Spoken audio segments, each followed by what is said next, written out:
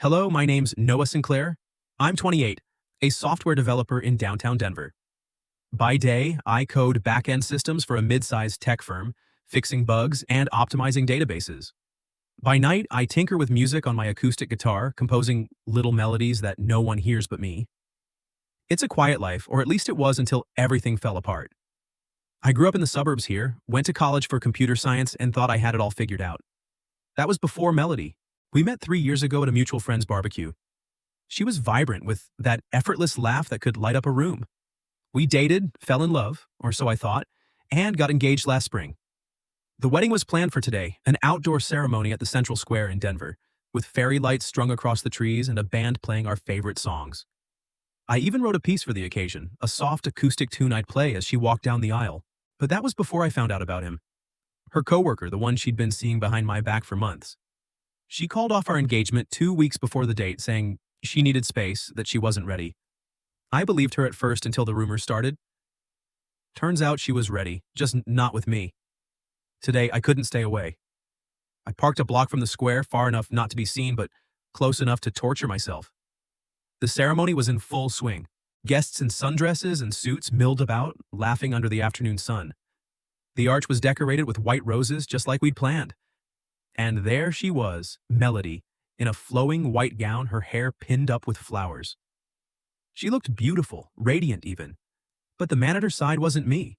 It was him, tall, polished, smiling like he'd won the lottery. They exchanged vows as the crowd clapped. I watched from the shadows, my hand clenched around the small velvet box in my pocket. The ring inside was still engraved with our initials. I hadn't had the heart to sell it or throw it away.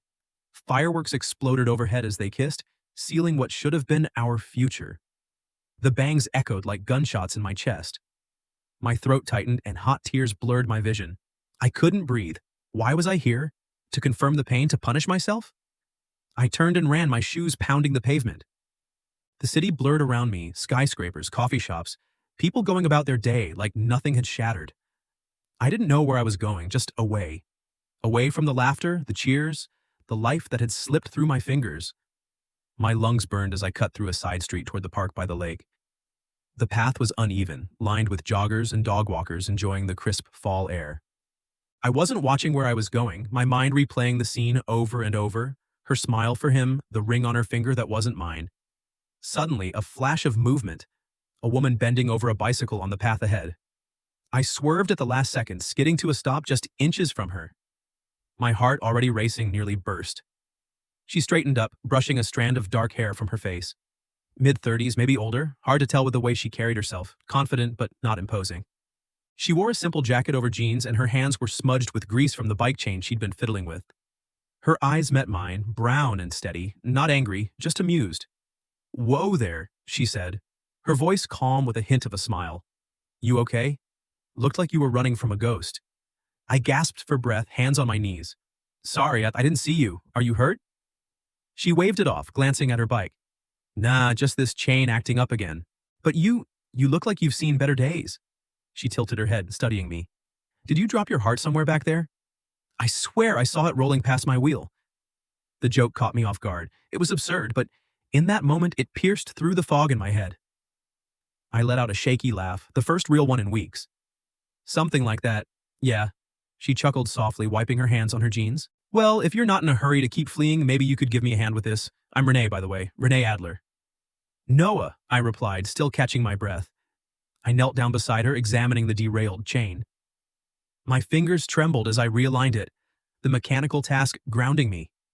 As we worked, the fireworks faded in the distance, and for a brief second, the world didn't feel so broken. Little did I know that random encounter was the start of something I never saw coming. After that chance encounter by the lake, I couldn't shake Renee from my mind. We exchanged numbers, mostly because she insisted on paying me back for helping with her bike chain, maybe with a coffee sometime. I nodded, not expecting much. My world was still reeling from the wedding fiasco, and the last thing I needed was complication. But as I walked home that evening, the weight in my chest felt a little lighter. Her joke about my heart rolling away had stuck, like a melody I couldn't forget. The days blurred after that. I threw myself into work, staring at screens until my eyes burned, tweaking code for apps no one would remember. Nights were worse, strumming my guitar in my cramped apartment, composing fragments of songs that all sounded like heartbreak. Melody's betrayal played on loop. The texts I'd found, her tearful confession, the way she'd packed her things without looking back. I needed out.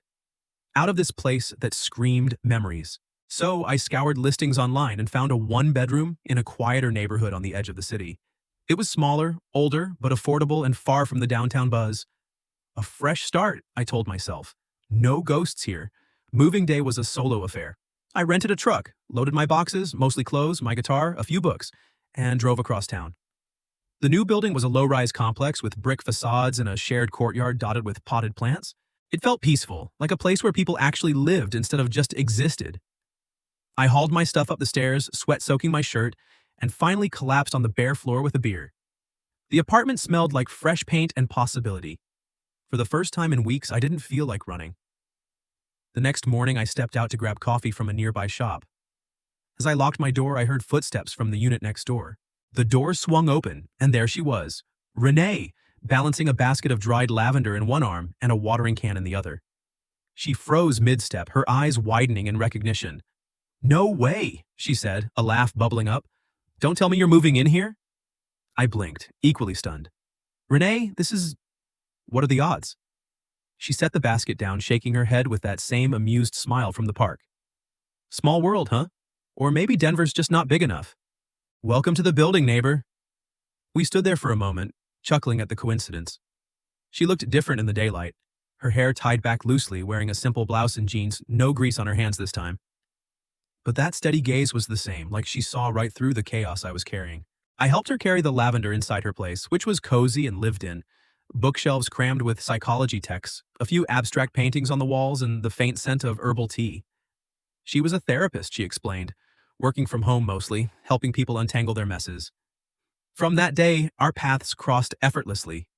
It started small, a wave in the hallway, a quick chat about the weather. Then one evening, as I struggled with a leaky faucet in my kitchen, she knocked with a toolkit in hand. "Heard the cursing through the wall," she teased. "Figured you could use a hand. I'm no expert, but I've fixed worse." We spent an hour under the sink, laughing when water sprayed everywhere. Afterward, she invited me over for dinner, a simple pasta with herbs from her garden. Over wine, the conversation flowed. I opened up about Melody, the wedding that wasn't, the ring still burning a hole in my drawer. Renee listened without judgment, her eyes soft. "Betrayal like that, it reshapes you," she said quietly. "But it doesn't define you." "I know. I went through a divorce 5 years ago. Thought I'd never trust again." Her story came out in pieces. A marriage that started passionate but crumbled under unmet expectations. No kids, just regrets and a resolve to focus on her work. She didn't dwell, though. She steered us back to lighter topics, like my music. "Play something for me sometime," she said as I left. "I'd love to hear what you create." Those shared moments became routine. Mornings, we'd bump into each other watering plants in the courtyard. Hers thriving, mine barely surviving. She'd tease me about my black thumb and offer tips. Afternoons, if our schedules aligned, we'd share tea on her balcony, watching the sun dip behind the Rockies. She had this way of drawing me out, making me talk about dreams I'd buried, touring with my music, maybe quitting the 9-to-5 grind. In return, she'd share snippets of her sessions, anonymous, of course, about helping people heal. "Everyone's got scars, Noah," she'd say. "The trick is not letting them stop you from feeling again." I found myself looking forward to those encounters. For the first time since Melody, I laughed without forcing it. Renee became a fixture, a quiet anchor in my stormy reset. She started brewing an extra cup of tea each afternoon just in case I stopped by. And I did, more often than not. It wasn't romance, not yet. But it was something real, pulling me back to life one shared sunset at a time. As the weeks turned into months, our neighborly routine deepened into something I couldn't quite name. Renee and I shared more than just tea and courtyard chats now. We'd wander the nearby trails on weekends, her pointing out wildflowers she'd studied in some botany book, me strumming idle chords on my guitar as we sat by the lake where we'd first met. She had this quiet wisdom, drawing from her years as a therapist, always turning my rants about work or melody into gentle reflections. "Pain's like a song, Noah," she'd say. "It has verses, but eventually it fades to a chorus you can hum without hurting." I'd nod, feeling seen in a way I hadn't since before everything crumbled. I started noticing the little things about her, the way her laugh lines crinkled when she teased me about my failed attempts at gardening, or how she'd absent-mindedly twist a strand of hair while listening to my latest melody. My music came easier around her. I'd jot down lyrics inspired by our talks, fragments about second chances and unexpected paths. One evening, as the sun dipped low, casting golden hues over the courtyard, I decided to share one. I'd written it the night before, a soft ballad about finding light in shadowed places. I grabbed my guitar and knocked on her door. She answered with a smile, wiping flour from her hands. She'd been baking scones, the warm scent wafting out. "Perfect timing," she said. "Come test these, but what's with the guitar? Serenade session?" "Something like that." We settled on her balcony, the city lights flickering on in the distance. I tuned the strings, my heart pounding harder than it should. As I played, the words flowed. Verses about running from ghosts, a chorus about stumbling into grace. When the last note faded, she was quiet, her eyes glistening. "Noah, that's beautiful, really. It's like you pulled it from somewhere deep." I set the guitar down, my hands shaky. "I wrote it for you, about us, I think. Renee, these past months, they've been more than just neighbor stuff for me. I feel something here. Do you? Could we try this, see where it goes?" She looked at me, her expression softening, but there was a flicker of hesitation. She set her tea down, folding her hands in her lap. "Oh, Noah, I do feel it, more than I expected. You're kind, talented, full of life. Being around you, it makes me remember parts of myself I thought were gone." My pulse quickened. "Then why does that sound like a but?" She sighed, glancing at the horizon. "Because it is. You're 28 with so much ahead. Music, career, maybe a family someday. Adventures I can only reminisce about. I'm 39. I've been through a marriage that ended in pieces, therapy sessions where I help others but barely hold myself together some days. I've got scars, Noah. Real ones. I don't want to be the thing that holds you back." I reached for her hand, but she pulled back gently. "That's not how I see it. Age is just a number. What we have, it's real. It feels right." She shook her head, her voice steady but laced with regret. "Numbers matter when they add up to different paths. You've got your whole youth ahead, time to make mistakes, chase dreams without baggage. Me? I've already walked those roads. I know what it's like to start over, and it's exhausting. I care about you enough to not drag you into my already been through. We can be friends, neighbors, but more? It wouldn't be fair to you." The words hit like a muted chord, dissonant and final. I wanted to argue, to say she was wrong, that her experience was what drew me in, not a burden. But her eyes pleaded for understanding, not debate. "Okay," I whispered, standing up. "I get it," or "I'm trying to." She stood too, hugging me briefly, warm but brief. "Thank you for the song. It's the best gift I've had in years." I nodded, forcing a smile, and retreated to my apartment. The door clicked shut behind me, and the silence roared. I sat on the floor staring at the guitar, replaying her words. She was right about one thing. Youth meant possibility, but it also meant vulnerability. That night, I didn't play. The melody felt unfinished, like us. Days blurred after that. We'd wave in the hall, exchange polite hellos, but the tea afternoon stopped. The courtyard felt emptier, the space between our doors wider. I threw myself into work, coding late into the night, but her rejection lingered. A quiet ache, not anger. She hadn't said no because she didn't care. She'd said no because she did. And somehow that hurt more. A few days after that balcony conversation, the rejection still echoed in my head like a skipped record. I'd replay her words at night, staring at the ceiling. "I've got scars, Noah." It stung, but I respected it. We kept our distance. Polite nods in the courtyard, a quick hey if our paths crossed. I buried myself in work, hammering out code until my fingers ached, and picked up my guitar less often. The song I'd written for her sat untouched on my desk, a reminder of what I'd almost had. Life felt muted, like someone had turned down the volume on everything. It was a Thursday afternoon when it happened. I was driving back from a team meeting downtown, my mind wandering to Renee despite my best efforts. The traffic was light on the highway skirting the city, the Rockies looming in the distance under a gray sky. I didn't see the truck swerve into my lane until it was too late. A blare of horns, a jolt of impact. My car spun, tires screeching as I gripped the wheel. The world tilted, glass shattering, and then blackness. I woke up in a hospital bed, the beeps of monitors pulling me back. My head throbbed and my left arm was bandaged.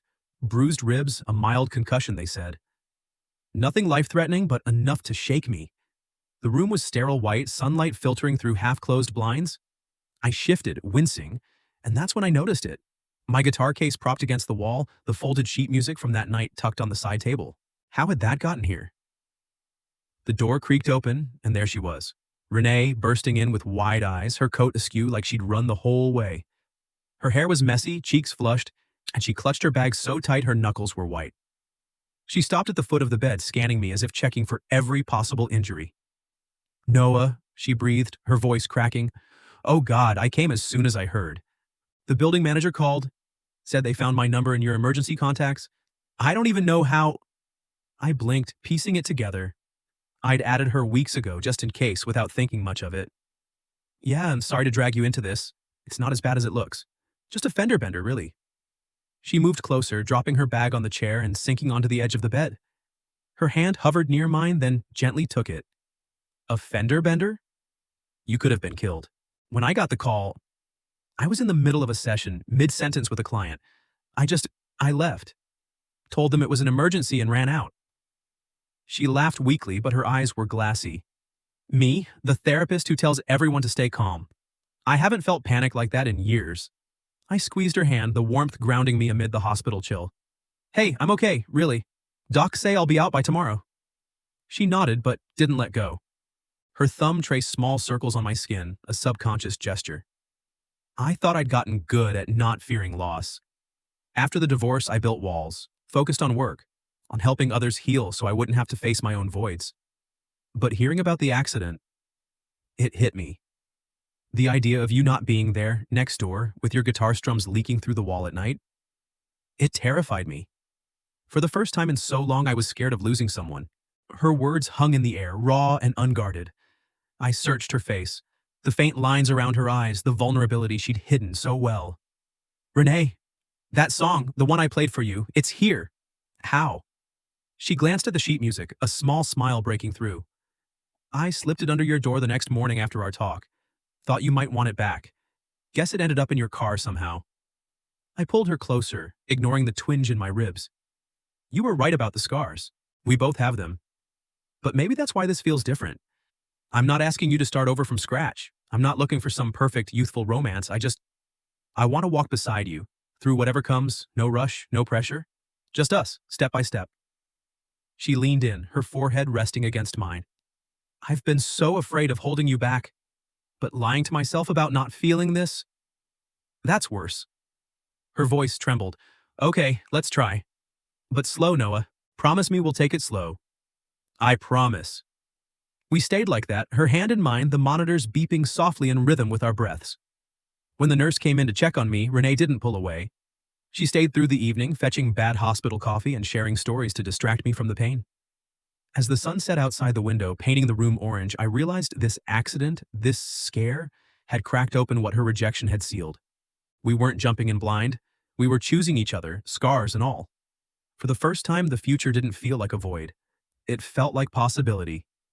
As the weeks passed after my hospital stay, Renee and I eased into something real, tentative at first, but growing steadier each day. We kept it slow, like she'd asked. No grand declarations, just quiet moments that built on each other. Mornings, she'd slip into my apartment with fresh coffee, her smile chasing away the remnants of nightmares about the crash. Evenings, we'd cook together in her kitchen, her guiding my clumsy knife work while sharing stories from her sessions. Today, a client realized holding on to the past was like carrying rocks in their pockets, she'd say, her eyes meeting mine with unspoken meaning. I'd nod, feeling the weight of my own rocks lightening. Our touches were careful. Fingers brushing over dinner, a hug that lingered a second longer. One night, as we sat on her couch watching the city lights, she rested her head on my shoulder. "This feels good, Noah.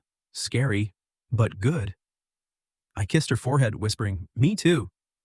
But just as things started to feel solid, the past came knocking, literally. It was a rainy Saturday afternoon. I was in my living room, strumming my guitar and tweaking the song I'd written for her, when a knock echoed through the door. I opened it to find Melody standing there, soaked, her eyes red and puffy. She looked smaller than I remembered, her once vibrant energy dimmed. "Noah," she choked out, stepping inside without waiting for an invite. I had to see you." I froze, the guitar pick slipping from my fingers. "Melody, what are you doing here?" She collapsed onto the couch, tears streaming. "It's over, with him, the marriage. It lasted 3 months. He cheated, Noah, just like—" Just like what I did to you, I was wrong. So wrong. I thought I needed excitement, something new, but it was all a mistake. I miss us. I miss you. She reached for my hand, her voice breaking. Please, can we try again? I've learned. I'll do anything. Her words hit like a tidal wave, dredging up every buried hurt. The betrayal, the empty apartment after she left, the ring I'd finally tucked away in a drawer. Part of me, the wounded part, wanted to lash out, to tell her it was too late. But another part hesitated. She looked broken, echoing the pain I'd felt on our would-be wedding day. I don't know what to say, I muttered, pulling back. You can't just show up like this. She sobbed harder.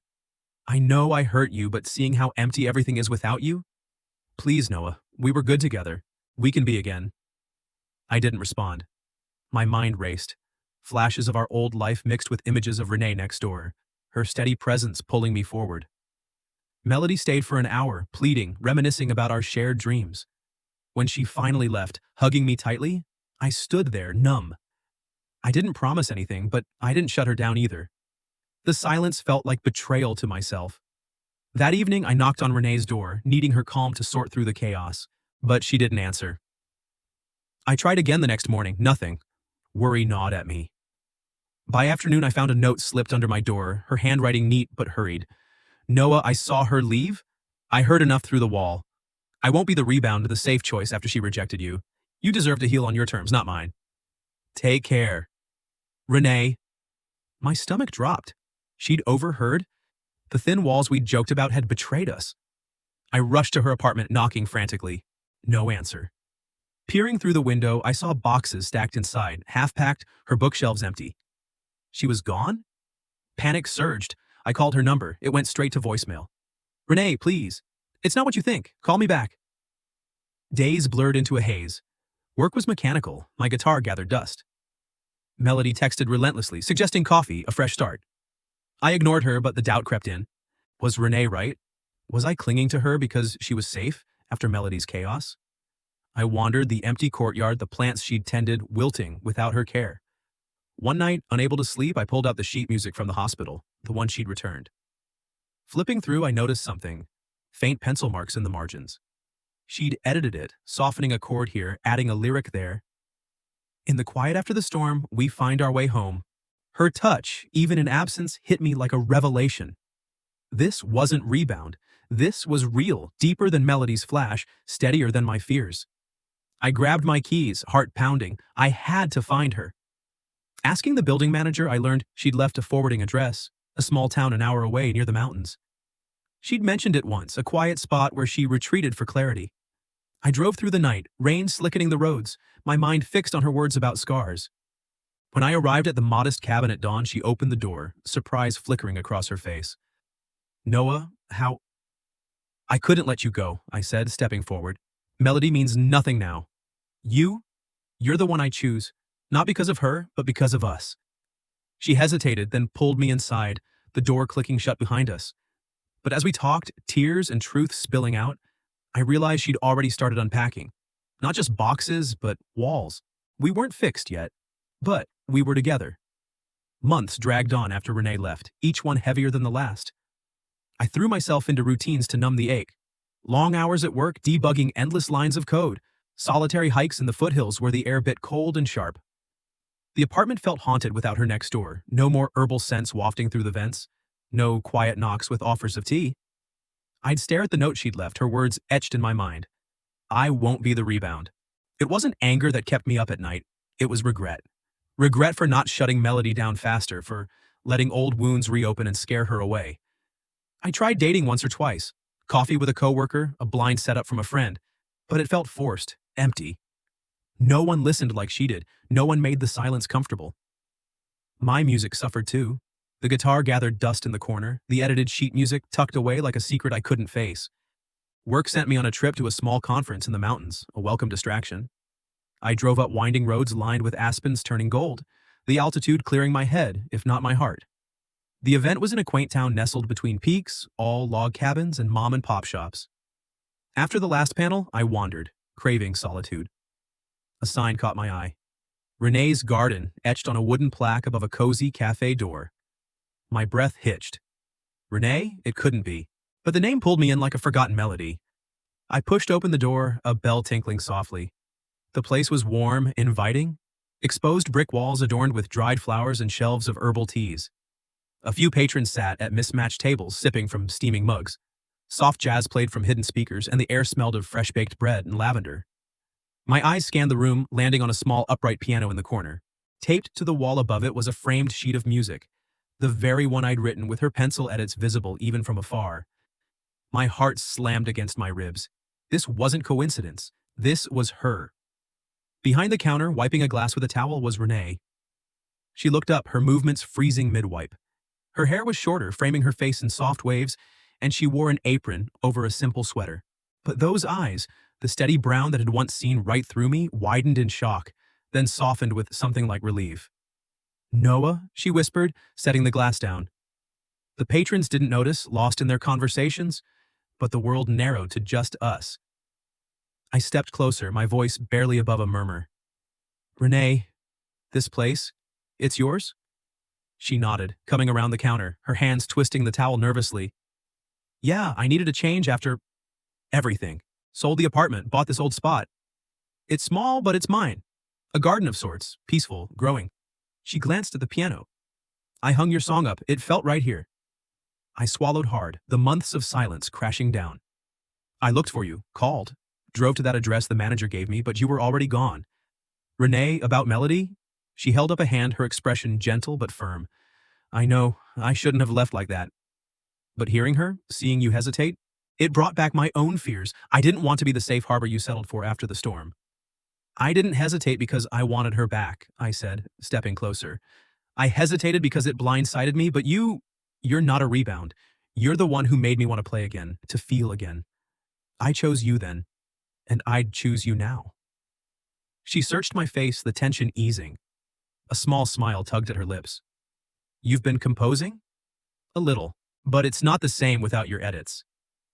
I glanced around the cafe, the warmth seeping in. "This suits you, peaceful." "It is, but it's lonely sometimes." She paused, then tilted her head with that familiar spark. "You wouldn't happen to take commissions for cafe music, would you? Live sets, maybe?" "I could use a musician." I laughed, the sound surprising even me. Light, genuine. Only if the owner agrees to dance the first slow one with me." Her eyes met mine, holding steady. "Deal." We didn't rush after that. She closed the cafe early, and we sat at a corner table, talking as the sun dipped behind the mountains. She told me about the move, the impulse to start fresh, away from the city's noise and our complicated history. I'd share about the empty months, how her absence had forced me to confront my scars without leaning on anyone. No promises were made, no labels slapped on. But as twilight fell, I pulled out my guitar from the car, I'd brought it on the trip, habit now, and played the revised song. She listened, then joined in humming, her voice soft and sure. We danced that night in the empty cafe, slow steps to an imagined rhythm, her head on my shoulder. The sky outside was clear, stars piercing the velvet dark. No rain, no storms, just us finding our way back.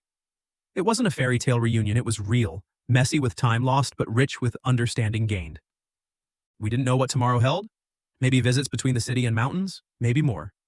But in that moment, eyes meeting like spring's first bloom, we knew we'd found each other again. Right time, right place, right hearts.